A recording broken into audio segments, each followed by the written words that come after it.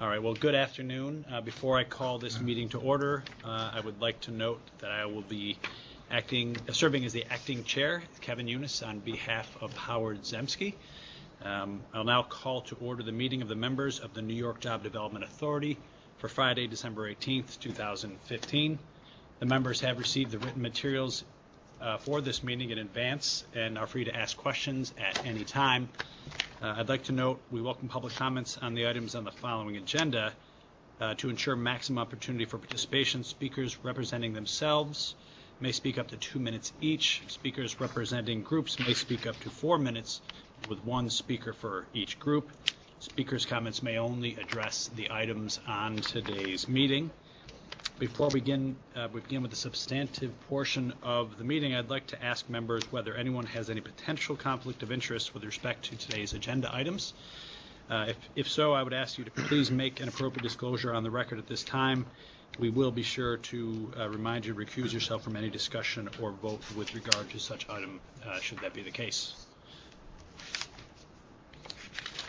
All right, hearing none, and noting for the record, I will now ask for a motion to approve the minutes of September 28th, 2015 and November 16th, 2015 members' meetings. Motion. Second. So are there any comments or questions, additions, deletions with regard to the minutes? Sorry, I do have one. Go with it. So Scott Weiner is our general counsel, not our acting commissioner. All right. So that's just one minor fix to make on the minutes. Thank you. Any other questions, comments, additions, deletions with regard to today's minutes, or to those minutes? And now I will entertain. Okay. Motion. Second. All in favor? Aye. Any opposed? Hearing none, thank you. The motion is approved. Ray Cerro Barrios will present the remaining 3 items on today's agenda. Ray, please begin with the Ginsburg institution item. Thank you, Kevin, and good afternoon, members. The report in front of you is a proposed New York Job Development loan in the amount of $5,500,000, or no more than 90% loan-to-value of the property in question. The JDA loan is to be used towards the construction of a new 65,440 square foot warehouse with freezer and refrigeration space for storage of Ginsburg's institutional foods inventory. The JDA loan shall be secured by a second lien on the real estate located at 1023 Route 66 in Ghent, New York. The real property consists of 2 adjoining parcels containing 33 acres. One parcel is 26.1 acres located in the town of Ghent, and the other parcel is 6.9 acres located in the town of Claverack. Repayment of the JDA loan shall be guaranteed by Ginsburg's Institutional Foods, G's Best Realty Inc., and personal guarantees will be provided by David and Nancy Ginsburg as John and Ann Bruzzi. Ginsburg Institutional Foods started out in 1909 when Samuel and Mary Ginsburg opened a small neighborhood grocery market on Marketplace in downtown Hudson, New York. In 1946, their son Morton emerged from military service to join the family business. By the early 1960s, schools had begun to offer noontime meals, more hospitals and nursing homes were opening, and people were dining out more than they had previously. In order to meet these changing needs, Morton decided to close the store and began calling on schools, restaurants, and healthcare facilities. He offered his customers free delivery of the products they needed from a single source at discounted prices. This was the beginning of Ginsburg.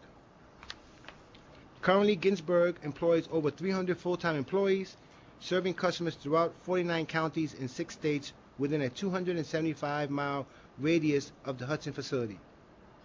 This area is serviced by the Ginsburg fleet of 50 trucks that travel over 35,000 miles in an average week. The company's territory is serviced also by Ginsburg Freight affiliate Hudson Valley Logistics and Distribution, Inc. Hudson Valley Logistics specializes in refrigerated shipping. Hudson Valley Logistics also supports local and regional producers by moving products to new markets as a fee-based service throughout the greater Hudson Valley, the Black Dirt region, and the Rondout Valley. Through 3 generations and over 100 years of experience, Ginsberg has grown into the largest food service distributor in the Hudson Valley, with a reputation built on customer satisfaction and industry excellence. Ginsberg has been growing at a fast rate over the past 2 years. With the increased sales, an increase in space is needed to store inventory, especially refrigeration and freezer space. At present, the existing facility has 30,000 square feet of freezer space.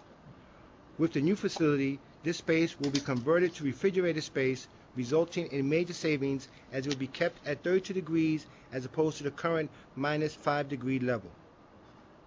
The new facility will create 60,000 square feet of freezer space, which will be cooled with an ammonia-based system, in contrast to the current Freon-based system. Further, the freezer space will be logistically efficient as it will be a single level and therefore easier to maintain lower temperatures through the ammonia cooling system.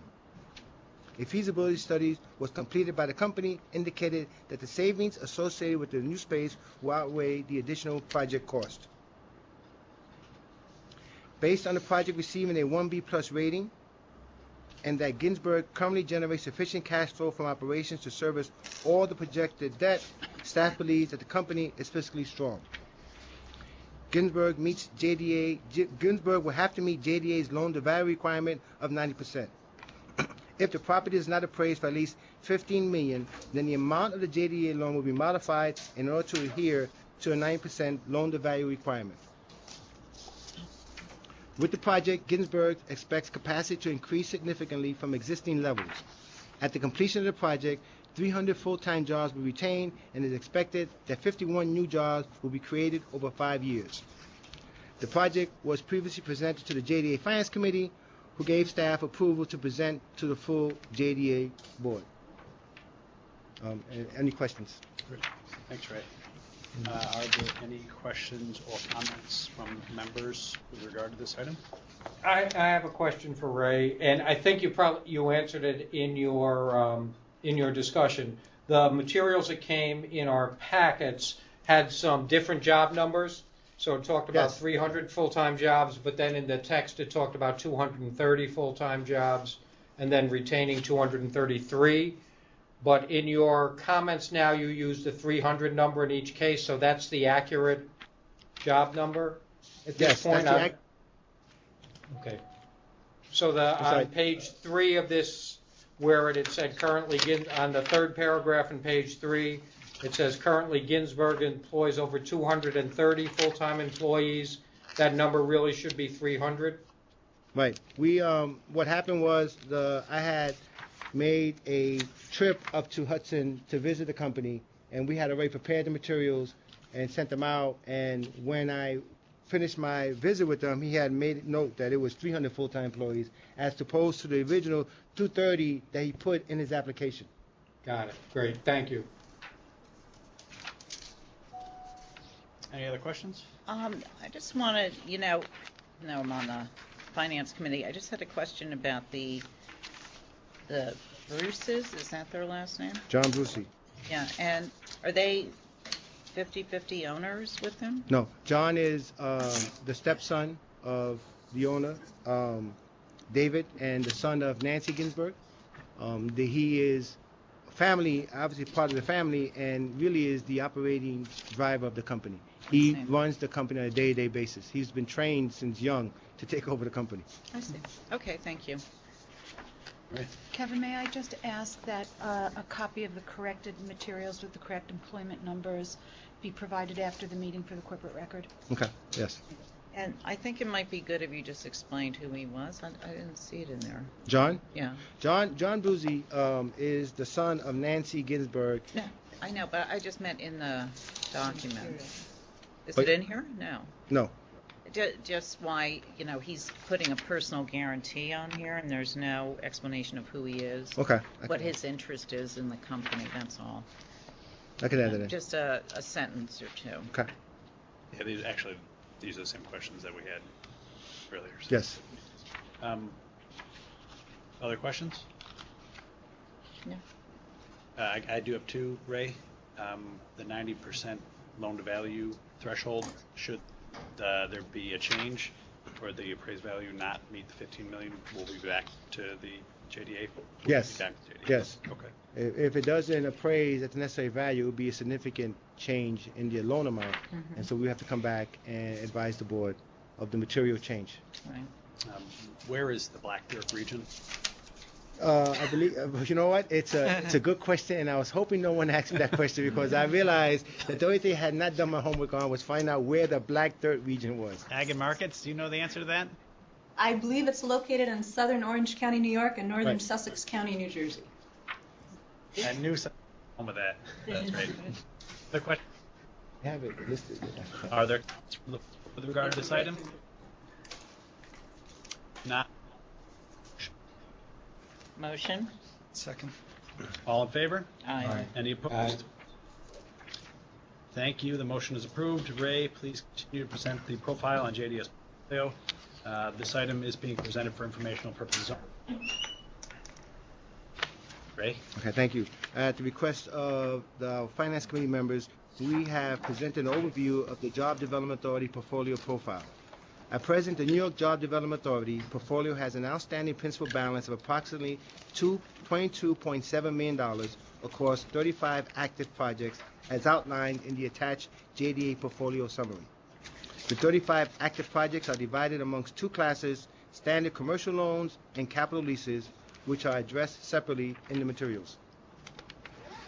While the popularity of JDA's commercial loan program had waned over the last decade, and the overall size of its portfolio has diminished, it is worth noting that those projects remaining have performed at a high level. JDA has not written off a portion of a loan in over 3 calendar years.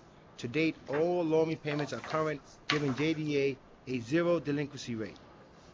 Also of note are the efforts of JDA staff members that have given the commercial loan program a long overdue revival. The program was relatively dormant for a number of years, closing over a single loan over the course of roughly 7 years from 2006 to 2013.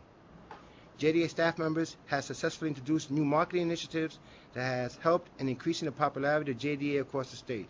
I've enclosed a copy of the new marketing initiative for members' review. Since July 2014, the JDA board has approved 14 loan projects totaling nearly $31 million. Due to the fact that JDA loans are traditionally takeout financing, there's often an 18 to 20 month lag between board approval and closing. While JDA has experienced some issues with projects reaching completion in the past, JDA staff remains optimistic that these recently approved projects will close. Our optimism is reflected in the fact that 8 of the 14 projects have executed a loan authorization, committing them to the project completion. The execution of a loan and the subsequent fee binds them to complete the project. 2 projects have already closed, and 4 more are in the process of committing and completing the loan authorization. Thanks. Thank you. Can I ask you, on the last page of this, the project number, are these the ones, when they get added in, because these haven't closed yet, Right. Then the total amount that 30 million will be added to the 22 million? Yes. Okay. Unless it's been repaid by that time. Right. And some of them you have the drop off in repayments, but that's normally what's going to happen. Actually, one of the projects, well, it's not listed, but if we all remember the project Sub-Zero installation, Sub-Zero Yes. was one of the projects we approved, and it's currently in a perfect standing, paying us regularly on a good basis. Good. Any other Well, questions? I would just like to say that I said this, previously, but I think Ray and his team have been doing a great job as far as bringing in projects and making them better and better as they come in, and addressing our questions and stuff. Thank you. I think it is a team effort, and John Evan Hornsby, John Bozek, Kathleen Mize, Sean Malone, we're all integrally involved in bringing these projects to fruition. Good job. Has the Finance Committee always been part of this process? Yes. Great. Any other questions, comments? Okay, Ray, would you please continue with the next item? Sure. Which relates to the Upstate Veterinary Specialties Project. Again, this item is for information only and is no vote. In February 2015, the JDA board approved a $2.16 million real estate loan to Upstate Specialty Properties for the benefit of Upstate Veterinary Specialties PLLC. The project has been progressing on schedule. However, there have been some unforeseen expenses, such as additional architectural fees and some added time requests, which have increased the total cost of the project by approximately $320,000. As a result, Upstate Veterinary Specialties is asking the senior debt provider, Saratoga National Bank, for an additional $221,000 of this amount. The company is comfortable covering the difference, plus any additional costs due to change orders it decides to make until the project is complete. Upstate Veterinary Specialties feels this should finalize the funding it needs to complete the project. In the end, the total project costs are expected to be $5.7 million, of which Saratoga National Bank will finance. JDA will finance $2.1 million, and the company's equity contribution will be $638,000. Great. What kind of things did the town want in addition? Well, Now? apparently there were some issues about the height of some of the surrounding bushes that they needed changed. At the beginning of the project, the bushes were a certain level, but when they came around, they said, "Oh no, you guys misunderstood us. We want the bushes to be this level." So I had to rip out some bushes and put some new ones in. There were some gating issues, and some of the parking configuration wasn't to the town specifications. I was just curious. Okay. Thank you. Any other comments, questions, concerns? Thanks, Ray. Thank you. There being no further business, may I have a motion to adjourn this meeting? Motion? Second. Thank you.